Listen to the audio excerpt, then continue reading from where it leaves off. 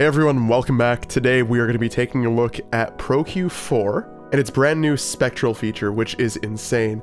And we're going to be going over whether or not I think this is a Soothe killer, because this does kind of the same job as that, and Soothe for a long time now has been kind of the king for that kind of thing.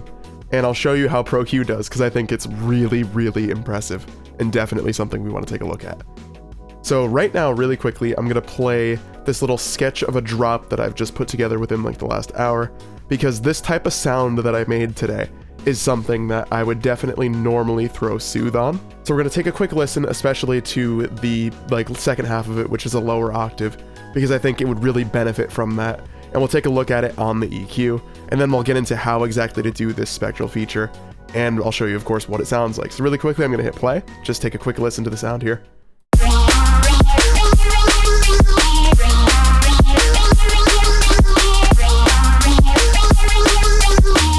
And this bit in particular is what I'm talking about here.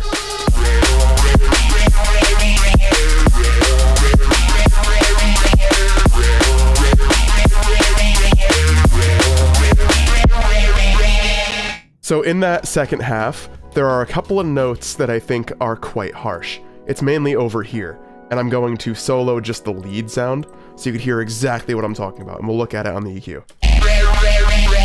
Up here, that kind of thing, like... That's really harsh. We could solo it and kind of hear it. It's just like 3.4. It's a very harsh, like mids kind of region.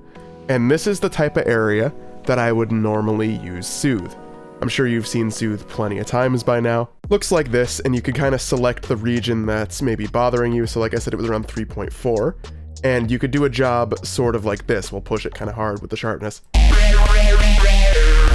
That's tamed it right down. Like if you listen to what's being removed. Those harsh frequencies throughout all of this are kind of gone now. This is a bit of an overdone example, so it's a bit too soothed, which is a sound that I don't quite like. But if we do it in moderation,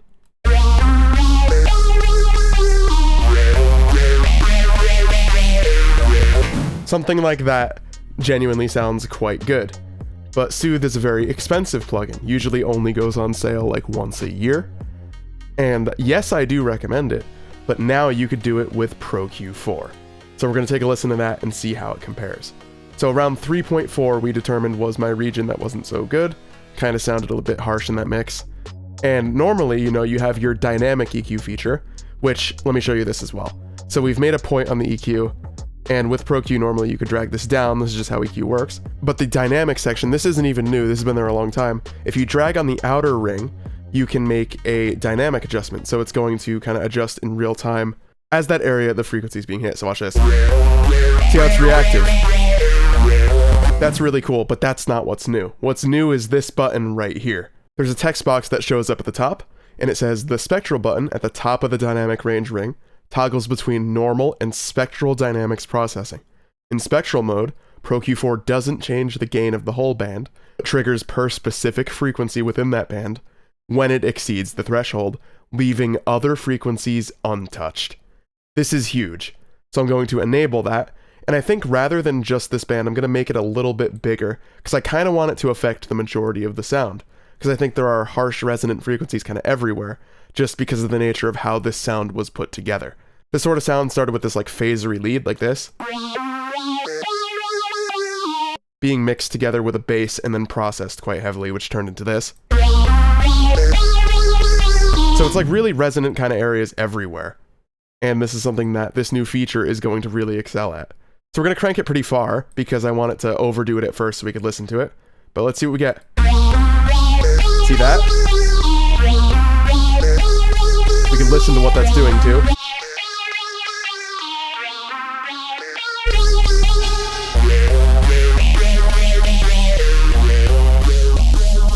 So that's way too much, of course, but like...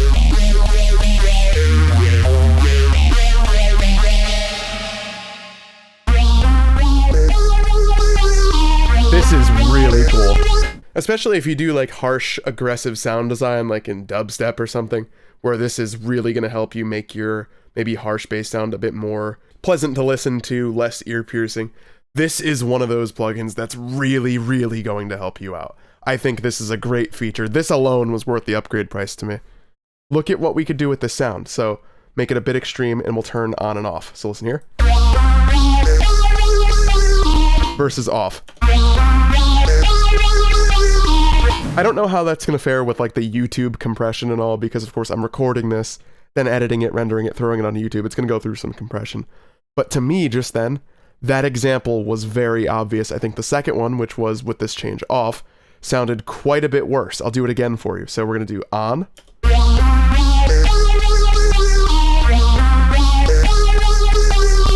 And now off. To me, this just sounds a bit more distorted and a bit messy. Turn it back on.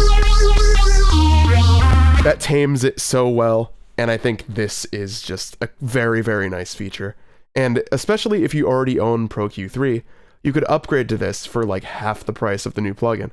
So it's very, very much worth it. This feature is incredible.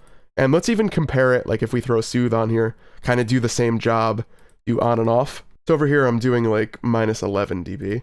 So I'll try to get something similar like here. So we can compare. Here's Soothe. Here's Pro Q.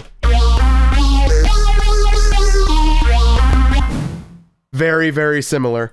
And you can now do this with an EQ plugin, which I think is crazy. I think FabFilter's main appeal is how little CPU things use. Soothe is a very resource-hungry plugin, and I love it, but it's not something I can throw on every track unless I'm rendering stems, because it lags my whole project. It's a very CPU-intensive plugin. Whereas Pro Q, like, it's an EQ, you're going to be throwing it on pretty much every sound, probably. You'll probably have 100 of these if you have a big project, and you now have this feature, and it's not going to kill your CPU like that. I think that's incredible, and I think this is a Soothe killer here. Let me know what you think in the comments section below. Are you going to be upgrading to Pro Q4? Let me know as well. Please drop a like on this video if it helped you out. That helps me a ton. We're almost to 10,000 subscribers. I'd love to try to hit that by the end of the year. That would be crazy. So please do subscribe if my videos have been helping you out. But thank you so much for watching. I will catch you guys in the next video.